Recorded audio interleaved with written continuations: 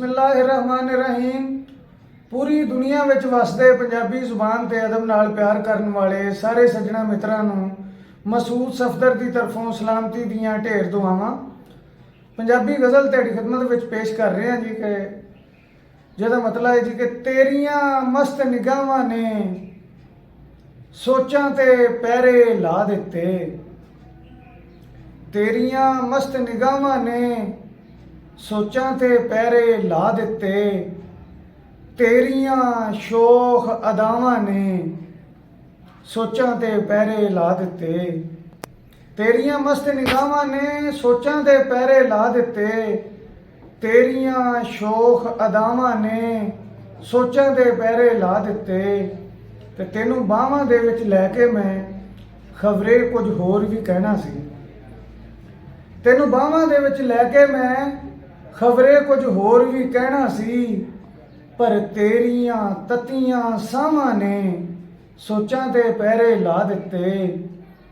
तैनूं बाहां दे विच लैके मैं खबरे कुछ होर भी कहना सी, पर तेरियां ततियां सावां ने सोचां ते पैरे ला दिते। इत्थे जिहड़ा भी सच बोलदा है सूली ते टंगिया जांदा है।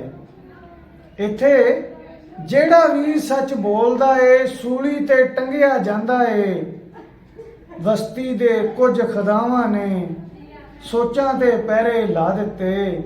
ਇੱਥੇ ਜਿਹੜਾ ਵੀ ਸੱਚ ਬੋਲਦਾ ਏ ਸੂਲੀ ਤੇ ਟੰਗਿਆ ਜਾਂਦਾ ਏ। ਬਸਤੀ ਦੇ ਕੁਝ ਖਦਾਵਾਂ ਨੇ ਸੋਚਾਂ ਤੇ ਪਹਿਰੇ ਲਾ ਦਿੱਤੇ।